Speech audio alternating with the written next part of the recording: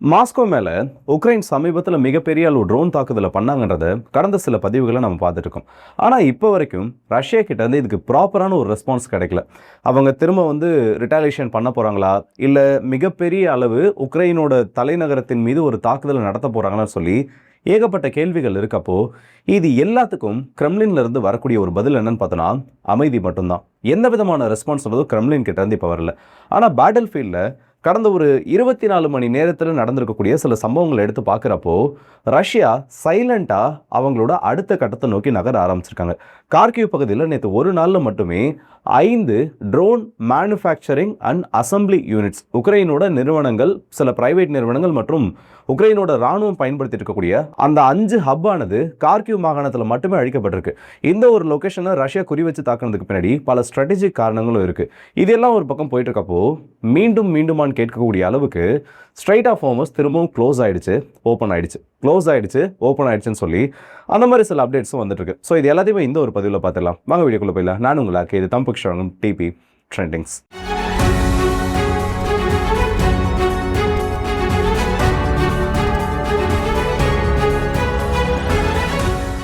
முதல்ல ஈரான் பற்றின அந்த அப்டேட்டை பார்த்து முடிச்சிடும். ஏன்னா அது ஸ்டார்டிங்கில் பார்க்குறது கரெக்டாக இருக்கும்னு நினைக்கிறேன். ஸ்ட்ரைட் ஆஃப் ஹோர்முஸ் நாங்கள் திரும்பவும் க்ளோஸ் பண்ணிட்டோன்னு ஈரான் ஒரு அனௌன்ஸ்மெண்ட்ன்றதை கொடுக்குறாங்க. முதல்ல ஈரானோட செய்தி ஊடகங்கள், மெஹர் நியூஸ் ஏஜென்சி மற்றும் ஈரான் இன்டர்நேஷனல் போன்ற ஊடகங்கள் இந்த செய்தியை பிக்கப் பண்ணுறாங்க.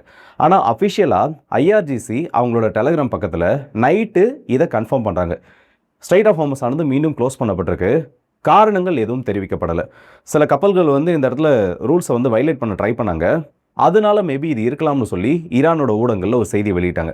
ஆனால் அமெரிக்காவோட அதிபர் செய்தி இந்த ஊடகங்களில் வெளியானப்பவே இதுக்கு மறுப்பு தெரிவிச்சிட்டாரு. இல்லை ஸ்ட்ரைட் ஆஃப் ஹோர்முஸ் ஆனது கம்ப்ளீட்டாக ஓப்பனில் இருக்குது. நீங்கள் கூட பார்த்தீங்கன்னா இன்றைக்கி ஒரே நாளில் 60க்கும் அதிகமான கப்பல்கள் அதை தாண்டி போயிருக்கு. ஸ்ட்ரைட் ஆஃப் ஹோர்முஸ்லாம் கம்ப்ளீட்டாக ஓப்பனில் தான் இருக்குது, க்ளோஸில் இல்லைன்ற மாதிரி ஒரு செய்தியை சொல்லிட்டாரு. எனக்கு டவுட், ஒருவேளை நான் பழைய அப்டேட் எதுவும் பார்த்துட்டு இருக்கேன்னா, நெட்வொர்க் எதுவும் இஷ்யூ இருக்கா, பழைய நியூஸ் வந்துட்டு இருக்கா, இல்லை ரெஃப்ரெஷ் ஆகலையான்னு சொல்லி தேடி பார்க்குறப்போ ஐஆர்ஜிசி கிட்டேருந்து ஒரு அஃபிஷியல் அனௌன்ஸ்மெண்ட் வரப்போ தான் தெரியுது உண்மையிலேயே ஸ்ட்ரைட் ஆஃப் ஹோர்முஸ் மூடிட்டாங்கன்னு சொல்லிட்டு. ஆனால் ட்ரம்ப் அவர்கள் இன்னும் இல்லை, அது ஓப்பனில் தான் இருக்குன்றாரு. அந்த ஸ்ட்ரைட் ஆஃப் ஹோர்முஸை பொறுத்த வரைக்கும் trolls apart and jokes apart எல்லாருக்குமே ரொம்ப முக்கியமான ஒன்று. இது மட்டும் இல்லைனா இந்தியா முதற்கொண்ட ஆசிய நாடுகளில் மிகப்பெரிய பிரச்சனைகள் ஏற்படும். ஆனால் அந்த அளவுக்கு ரொம்ப கிரிட்டிக்கலாக இருக்க ஒன்றை வச்சு மிகப்பெரிய ஒரு பொலிட்டிக்கல் கேமானது போயிட்டுருக்கு. ஈரான் இது எதுக்காக க்ளோஸ் பண்ணியிருக்காங்கன்னு தெரியல. ஏன்னா லெபனனில் கூட ஒரு டெம்பரரி ஹால்ட்ன்றதை இஸ்ரேல் அனௌன்ஸ் பண்ணியிருக்காங்க. ஹெஸ்புல்லா மேலே எந்த ஒரு அட்டாக்கையும் பண்ண மாட்டோம், ஆனால் எங்களோட ரெஸ்பான்ஸ்ன்றது இது எல்லாம் முடிகிறப்போ ரொம்ப ஹெவியாக இருக்குன்ற மாதிரி. அப்புறம் எதற்கு இது நிறுத்தப்படுதுன்னு சொல்லி மிகப்பெரிய கேள்விகளானது இந்த இடத்துல இருந்துருக்கு. இதெல்லாம் ஒரு பக்கம் போயிட்டு இருக்கப்போ ட்ரம்ப் அவர்கள் டெமோக்ராட்ஸ்னு சொல்லதா இல்லை டம்போக்ராட்ஸ்னு சொல்லதான்னு சொல்லி அவர் ஒரு பக்கம் போல் போட்டு விளையாடிட்டு இருக்காரு. இப்போ மெயினான அந்த ஒரு இஷ்யூ ரஷ்யா மற்றும் உக்ரைன். மாஸ்கோ மேலே அடித்ததை யாருமே எதிர்பார்க்கல. கடந்த சில நாட்களாக ரொம்ப வைரலான ஒரு விஷயமா மாறிட்டு இருக்கு. ஆனால் இதில் உக்ரைன் பண்ணியிருக்கக்கூடிய ரொம்ப முக்கியமான ஒரு ஸ்ட்ராட்டஜி, அதாவது மினிமமாக இம்பாக்ட் இருக்குன்னு தெரிஞ்சதுக்கப்புறமா அதை பெரிய அளவில் வெளியே டிஸ்பிளே பண்ணுறது. 2 தரப்புக்கு நடுவில் பிரச்சனை நடக்குதுன்னு வைங்க. இப்போ கிராமத்திலே ஏதோ 2 குரூப்புக்கு நடுவில் சண்டை நடக்குதுன்னா ஒரு குரூப் ரொம்ப பவர்ஃபுல்லாக இருக்கும். இன்னொரு குரூப் என்ன பண்ணுன்னா, அந்த ஊருக்குள்ளே நான் தான் அவனை அடிக்க போகிறேன், இல்லை நான் தான் இதில் பெரிய ஆளுன்னு காமிக்க போகிறேன்னு நினச்சிட்டாங்கன்னா அந்த சவுண்டு ரொம்ப அதிகமாக இருக்கும்.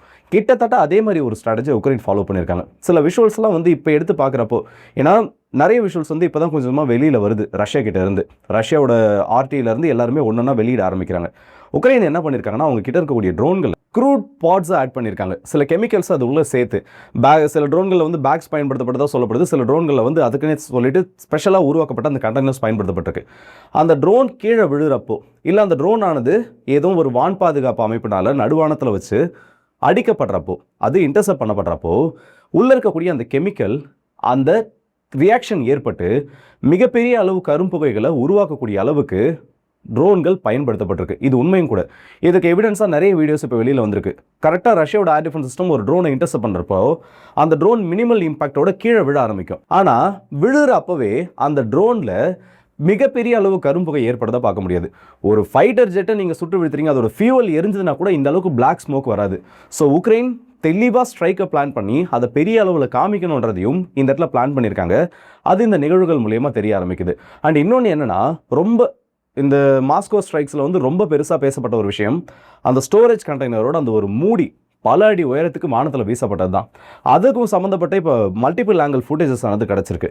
தெளிவாக பார்க்குறப்போ ரஷ்யாவோட ஏதோ ஒரு surface to air missile system misfire ஆகி ஒரு ட்ரோனை இன்டர்செப்ட் பண்ண ட்ரை பண்ணுறப்போ அதுக்கு பேரலாக அந்த ட்ரோனுக்கு பின்னாடி இருந்த அந்த ஒரு ஸ்டோரேஜ் டேங்கின் மேலே மோதி இருக்கு. அந்த வீடியோஸ் இப்போ வெளியில் வந்திருக்கு. ஆனால் எது எப்படியோ இது ரஷ்யா பண்ணாங்க இல்லை உக்ரைன் பிஆர் ஸ்டண்ட்டுக்காக பண்ணாங்க, இது எல்லாத்தையும் தள்ளி வச்சுட்டு பார்க்குறப்போ மாஸ்கோவில் அவங்க நினச்சதை பண்ணிட்டாங்க.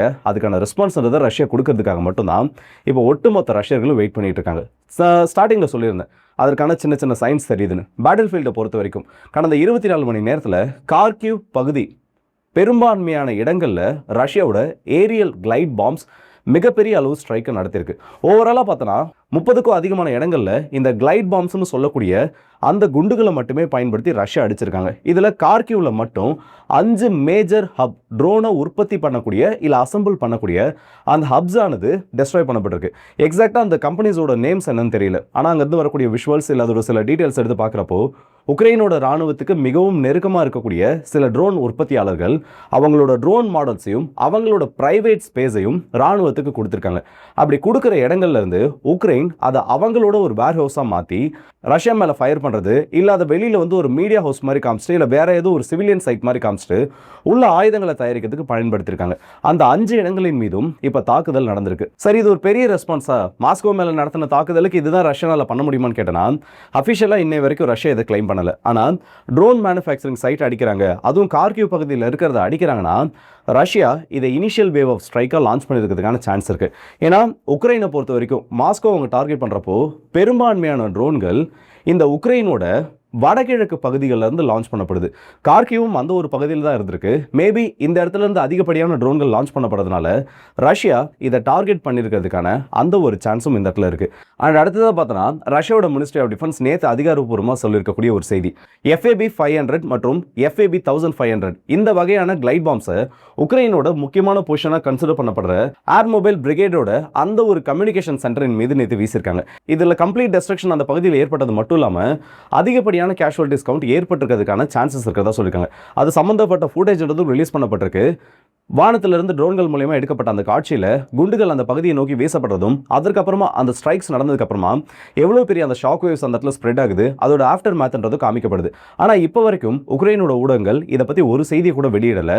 ஆன் த சைட்ல இருந்து இல்லை அந்த ஸ்பாட்ல இருந்து எந்த விதமான புகைப்படமும் இந்த இடத்துல வெளியாகலை. ஸோ உக்ரைனை பொறுத்த வரைக்கும் ஹெவி சென்சார்ஷிப் ஆனது அந்த இடத்துல நடக்குது. மாஸ்கோவில் ஒரு சம்பவம் நடக்கிறப்போ ஒரே இடத்தை பற்றி 100 விதமான வீடியோஸ் ரொம்ப ஈஸியாக கிடைக்குது. அந்த அளவுக்கு அங்கிருந்து இமேஜஸும் லீக் ஆகுது. ஆனால் உக்ரைனை பொறுத்த வரைக்கும் இது வரைக்கும் அவங்க வாங்கின அந்த ஸ்ட்ரைக்ஸ் இல்லை அவங்க மேலே பண்ணப்பட்ட அந்த ஸ்ட்ரைக்ஸில் பெரும்பான்மையான சம்பவங்களுக்கு எவிடன்ஸ்ன்றதே கிடையாது. ஏன்னா அந்த ஃபுட்டேஜஸ் வந்து அந்த இடத்துலேருந்து கிடைக்க மாட்டேங்குது. ஸோ ரஷ்யா ஒரு வாரை வின் பண்ணுறதுக்கு முன்னாடி இந்த ப்ரொபகண்டா வார்ன்றதை ரொம்ப பெரிய அளவில் ஃபேஸ் பண்ண ஆரம்பிச்சிருக்காங்க. இவங்களோட ஏர்பேஸஸ் அடிக்கப்படுறப்பவும் சரி, இல்லை உக்ரைனுக்குள்ள மேஜரான ஒரு ஸ்ட்ரைக் நடக்கிறப்பவும் சரி, இப்போ வரைக்கும் உக்ரைனால் அது சம்மந்தப்பட்ட ஒரு ஃபோட்டோ கூட வெளியிட முடியல. அண்ட் அது மட்டும் இல்லாமல் அந்த இடத்துலேருந்து இமேஜஸ் லீக் ஆக மாட்டேங்குதுன்றதும் இந்த இடத்துல உக்ரைன் எந்த அளவுக்கு ரொம்ப ஸ்ட்ரிக்டாக அந்த இடத்துல இருக்காங்கன்றது வெளியில் காமிக்குது. அண்ட் கடைசியாக சொல்கிற முக்கியமான விஷயம் என்னன்னா, ஹெஸ்புல்லா கிட்ட இருந்து வந்திருக்கக்கூடிய ஒரு அறிவிப்பு. நசீம் அவர்கள் ஹெஸ்புல்லாவோட இப்போ தலைவராக இருக்கக்கூடியவர் இஸ்ரேலோட அக்ரஷன்ன்றதை கண்டிப்பாக ஃபிட்டிங் ரெஸ்பான்ஸ்ன்றதோட நாங்கள் எதிர்பார்ப்போம். இஸ்ரேல் நினச்சதை ஒவ்வொன்றா நடத்திட்டு வராங்க.